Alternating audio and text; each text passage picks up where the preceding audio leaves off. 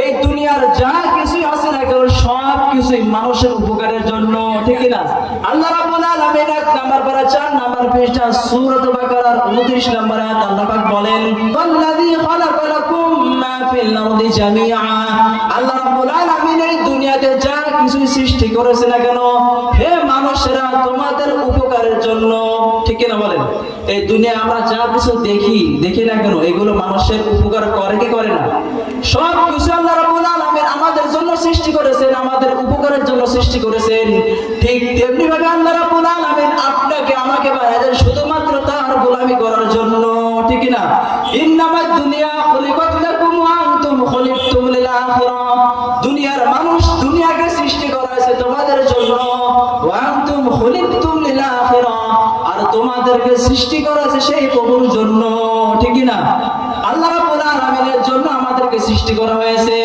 এই জন্য আল্লাহ রাব্বুল আলামিনকে যেন আমরা সব অবস্থায় কোন অবস্থায় যেন আমরা আল্লাহ রাব্বুল আলামিনকে ভুলে না যাই। কারণ আল্লাহ রাব্বুল আলামিন অনেক ছোট অবস্থা আমাদেরকে দুনিয়াতে পাঠিয়েছেন। প্রথমে আমরা ছিলাম শিশু, এরপরে কিশোর, এরপরে কৈশোর, এরপরে যুবক, এরপরে বার্ধক্য, ঠিক না বলেন?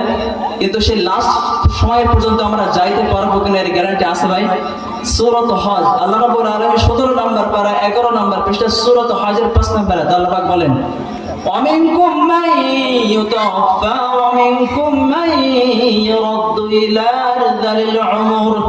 তোমাদের ভিতরে অনেক মানুষ এমন আছে যারা অনেক ছোট বয়সে চলে যায়, আছে না নাই? কথা বলেন।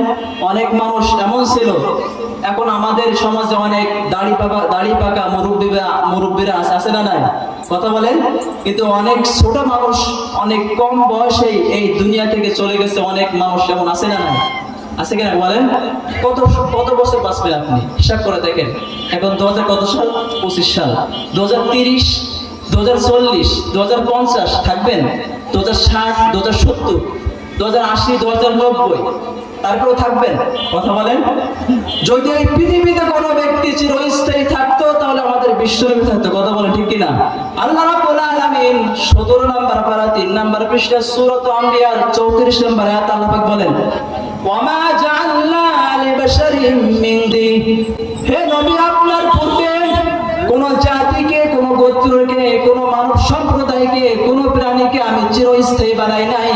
আফাইমিত্তাবাউল খালিদুন, আপনি এই দুনিয়া থেকে চলে যাবেন, অন্যরা থেকে যাবে এমনটা নয়, প্রত্যেকেই যাইতে হবে একজনের কাছে, তিনি কে?